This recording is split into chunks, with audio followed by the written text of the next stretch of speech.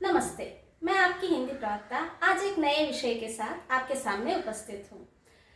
वह घर कितना सुंदर है, वो घर कितना बड़ा है, वो लड़का बहुत होशियार है, ये लड़की बहुत समझदार है।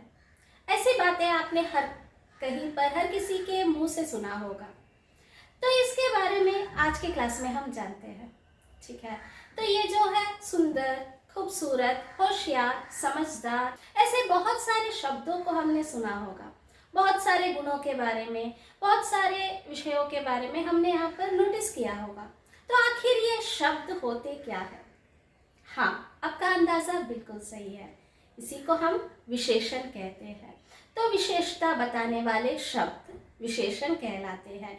किसी भी संज्ञा या सर्वनाम के विशेषता बताने वाले शब्द को ही हम विशेषण कह सकते हैं। तो आज की कक्षा में मैं आपको विशेषण क्या है, विशेषण की परिभाषाओं के साथ, उनके उदाहरणों के साथ आपको उनके भेदों के बारे में यहाँ पर इस कक्षा में आपको समझाऊंगी। विशेषण शब्द का संबंध विशेषता बताते हैं। जो शब्द संज्ञा या सर्वनाम की विशेषता बताते हैं उन्हें हम विशेषण कहते हैं।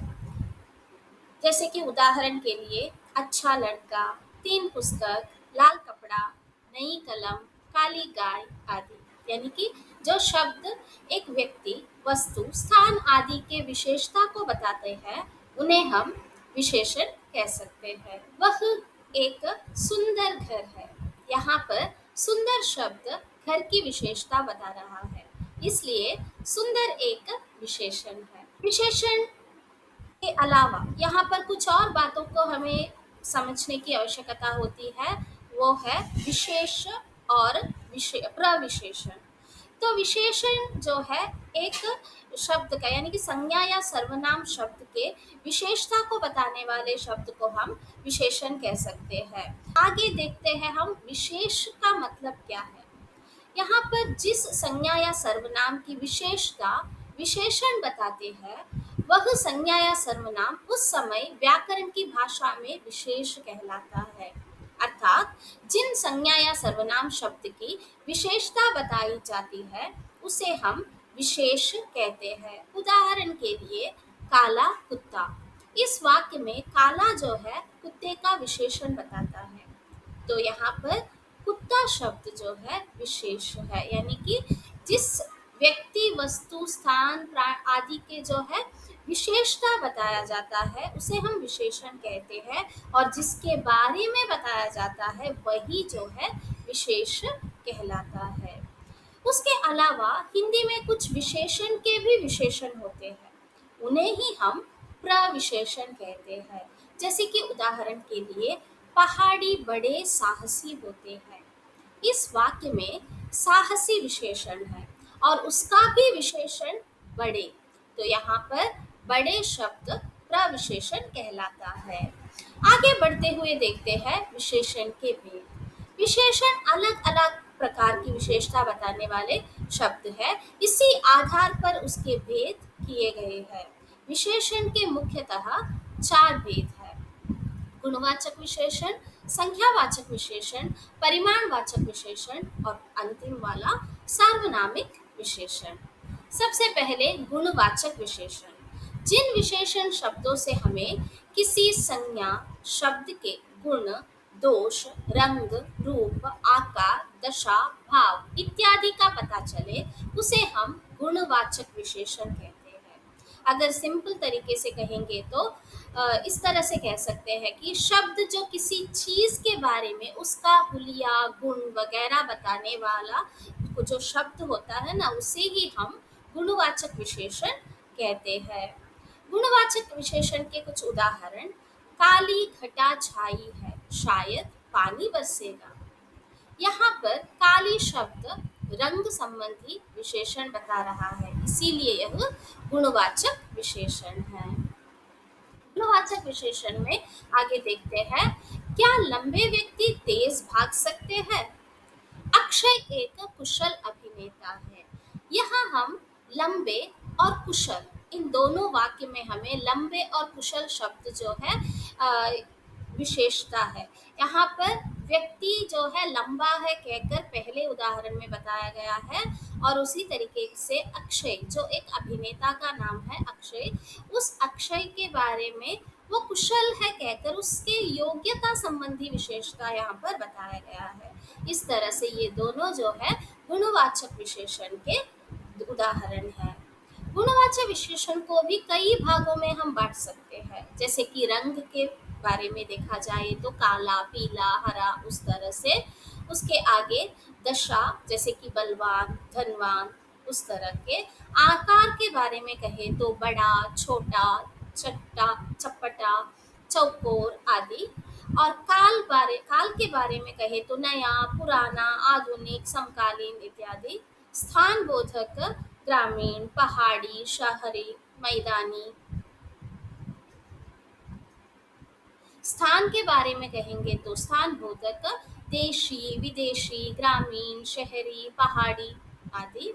अनुभव व भाव बोधक आदरणीय, वंदनीय, ममतामयी, सुखकर, निंदनीय, इस तरह से। और गंध और स्वाद के बारे में कहेंगे तो खट्टा, मीठा, नमकीन, तीखा आदि। अब दूसरा जो विशेषण है संख्यावाचक विशेषण। जो विशेषण शब्द के निश्चित या अनिश्चित संख्या के विषय में बताते हैं उन्हें हम संख्यावाचक विशेषण कहते हैं। जैसे कि पहले मैच के दौरान पानी बरस गया, कई पुलिस वालों ने मिलकर चोर को पकड़ा, सभी उसे अपना भाई मानते हैं। कुछ लोगों ने मोदी जी के भाषण पर आपत्ति जताई, कुछ बातें सबकी समझ में नहीं आती। तो यहाँ पर जो है पहले, कई, सभी, कुछ, ऐसे कुछ शब्द जो है ये संख्यावाचक विशेषण के भेद है। यानी जो निश्चित या अनिश्चित संख्या के विषय में बताते हैं उन्हें हम संख्यावाचक विशेषण कह सकते हैं। तो इस परिभाषा के आधार पर संख्यावाचक विशेषण के दो प्रकार है, निश्चित संख्यावाचक विशेषण और अनिश्चित संख्यावाचक विशेषण। निश्चित संख्यावाचक विशेषण क्या है उसे देखते हैं। ऐसा विशेषण शब्द जो निश्चित संख्या का बोध कराता है उन्हें हम निश्चित संख्यावाचक विशेषण कह सकते हैं। जैसे कि दोनों टीमों के बीच कड़ा मुकाबला था, एक टीम को हार का सामना करना पड़ा, 5000 दर्शकों ने मैच देखा। तो इस वाक्यों में, इन तीनों वाक्यों में आप देख सकते हो कि यहाँ पर संख्या का निश्चित बोध किया गया है, निश्चित तरीके से यहाँ पर संख्या के बारे में बताया गया है। तो यहाँ पर देखो दोनों टीमों, दो टीम है यहाँ पर, दो कहकर टीम को यहाँ पर बताया गया है। और एक सेकंड में दूसरे वाक्य में एक टीम की संख्या यहाँ पर बताया गया है। 5000 दर्शक, तो 5000 कहकर यहाँ पर संख्या का बोध यहाँ पर किया गया है, संख्या के बारे में बताया गया है, हमें बोध होता है यहाँ पर।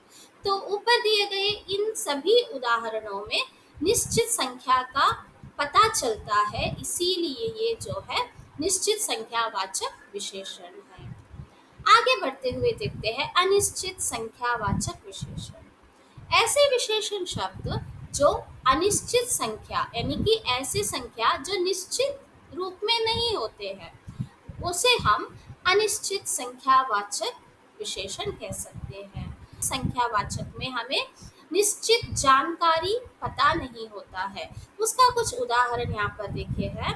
कुछ लोग कभी नहीं सुधर सकते, ज्यादातर फिल्मों की रिलीज टाली जाएगी। इन दोनों ही उदाहरणों में हम देख सकते हैं कि कुछ और ज्यादातर विशेषणों का प्रयोग हुआ है, इसीलिए यह एक अनिश्चित संख्यावाचक विशेषण है। आगे बढ़ते हुए देखते हैं परिमाणवाचक विशेषण। ऐसे विशेषण शब्द जो संज्ञा या सर्वनाम के निश्चित या अनिश्चित परिमाण यानी कि मात्रा की बोध कराते हैं उन्हें हम परिमाणवाचक विशेषण कह सकते हैं।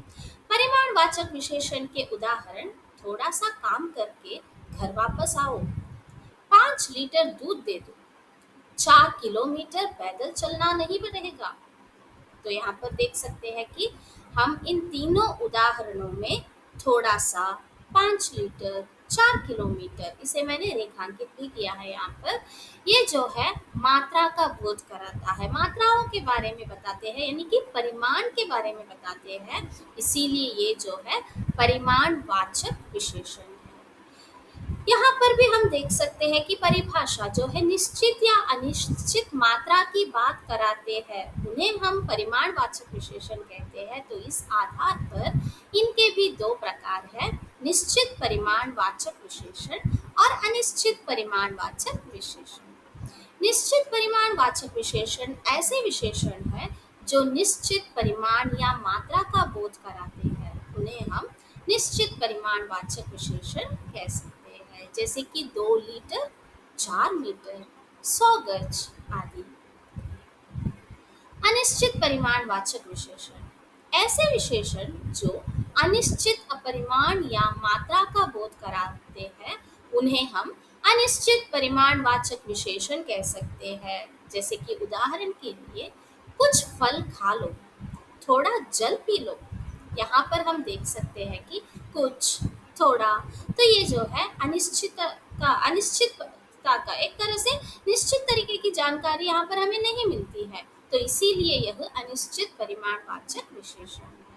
तो यहाँ पर हमें परिमाणवाचक और संख्यावाचक विशेषण में थोड़े बहुत हमें जानकारी पता होनी चाहिए कि इन दोनों में ही बहुत कम अंतर है। पहले में संख्या की बात मात्रा को बताने में की जाती है और दूसरे में संख्या की बात गिनती को के संबंध में बताया जाता है, यानी कि संख्यावाचक विशेषण में हम गिनती के बारे में बताते हैं, वही परिमाणवाचक विशेषण में हम मात्रा के बारे में बताते हैं, यानी कि नाप तोल कर उसे बताया जाता है, उसे गिना नहीं जाता है।